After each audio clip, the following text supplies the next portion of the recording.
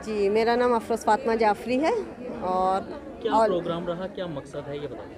देखिए, ये हमारा प्रोग्राम एम्वा का था, all India Muslim women association. और हमारा मकसद ये है कि हमको वुमेन को एम्पावरमेंट करना है, और हर फील्ड में, जैसे कि एजुकेशन है आपको उनके सिक्योरिटी है, इस हर चीज़ में उनको, जो उनके फाइनेंस है, इन सब चीज़ों में उनको हम लोगों को एम्पावर करना है। तो हमारा मेन मकसद ये था, और चाहते हैं हम लोग कि ये सब काम हम लोग सोसाइटी के साथ मिल के करें, ताकि हमारा काम जो है वो ज़्यादा बड़ा हो और ज़्यादा लेवल पे हम ज़्यादा लोगों तक पहुंच सकें। जी कितनी खवातीन मौजूद रही, कहाँ कहाँ से आई और क्या हौसला अफजाई की? जी, हमारे यहाँ करीब 15 स्टेट से लगभग 60 जो है लेडीज़ आई हुई थी, जो अभी आके रह रही हैं। 3 दिन का हमारा कन्वेंशन है, और जो है टोटल यहाँ पे जो ऑडियंस थी वो लगभग 350 के लगभग थी। और अल्हम्दुलिल्लाह बहुत अच्छा रहा, लोगों का रिस्पांस बहुत अच्छा मिल रहा है। इसलिए कि जनरली इस तरह का जो है बहुत कम काम होता है जहाँ पे सिर्फ औरतें काम करती हैं, और औरतों के लेवल पे काम होता है, इसलिए कि औरतों में औरतें ज़्यादा अच्छे से काम कर सकती हैं।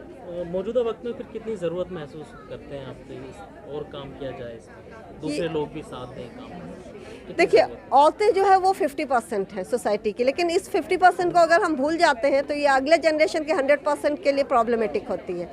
तो ये बहुत ज़्यादा वक्त की ज़रूरत है, और इसमें हम लोग सबको मिल के काम करना है, एक अवेयरनेस फैलाना है, दीन की तरफ लाना है, दुनियावी तालीम दिखाना है। इसलिए कि दीन जो है वो हमारे को पीछे नहीं ले जाता है, वो हमको आगे ले जाता है, और दुनिया में कैसे चलना है ये दीन सिखाता है। तो दीन और दुनिया दोनों को लेके चलना है, और ये बहुत ज़्यादा वक्त की ज़रूरत है। इसलिए कि जैसे हालात हैं, आप देख रहे हैं कि हर तरफ जो है ना, लगता है कि ये तरबियत ख़त्म होती जा रही है। तो जब औरतों में तरबियत आएगी तो अगली जनरेशन में तरबियत आ जाएगी इंशाल्लाह ताला। और जब औरतें मेंटल हेल्थ उनका अच्छा होगा, वो एजुकेशनली एम्पावर्ड होंगी, तो वो एक अच्छी जनरेशन को वो जो है ना ग्रोन अप कर पाएंगी।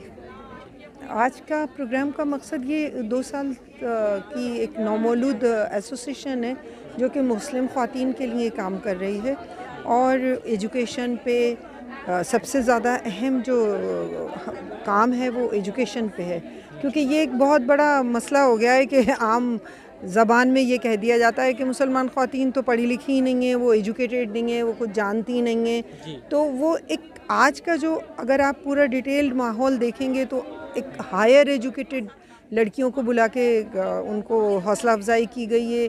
जो ख़वातीन थीं वो भी डॉक्टर्स और उस लेवल की एडवोकेट्स थीं। तो एक तरह से यहाँ से आपको 2 चीज़ों पैरेलल चल रही हैं कि दुनिया और दीन।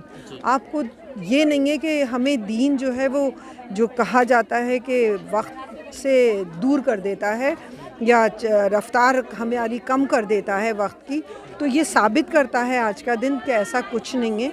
हम पैरेलल दीन और दुनिया दोनों को साथ लेके चल सकते हैं, और आज का हमारा यही मकसद भी था, और हम उसमें 2 साल में बहुत सक्सेसफुल हुए हैं कि हम उन सारी चीज़ों पे डिबेट भी कर रहे हैं, हम उन चीज़ों के बारे में बता भी रहे हैं जो कि आम राय में हमारी लिए बड़ी लंबी चीज़ें हो रही हैं। कि जैसे अभी एक सुप्रीम कोर्ट का जैसे फ़ैसला आया है कि आफ्टर डिवोर्स वो नहीं मिलना चाहिए, जैसा हमारे शरे में नहीं है। बट प्रॉब्लम ये है कि हम लोग ऊपर से पकड़ते हैं। हमें आज तक ये नहीं मालूम कि 2001 से हमारे यहाँ जो है वो भत्ता मिल रहा है मुस्लिम ख़वातीन को 2001 से, और वो लोग ले रही हैं।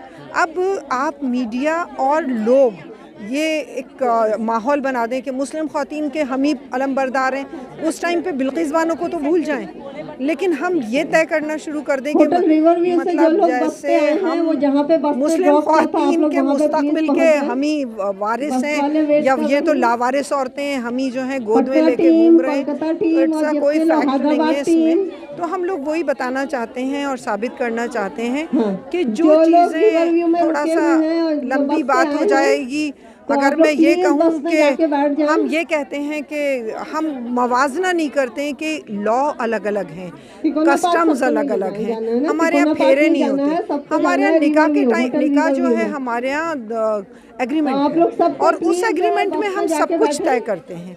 आपके ना क्रिश्चियनिटी में कोई एग्रीमेंट है जिसमें पहले से तय किया जाए। हम तो कहते हैं हम पहले से तय कर लेना कि हमें कितना महर चाहिए, हमें कितना चाहिए, हमारी मर्ज़ी है, शादी करें, हमारी मर्ज़ी है। तो हम जो है उन पैमानों पे तोलने लगते हैं उन चीज़ों के जो कि हमारे लेवल पे नहीं आती हैं।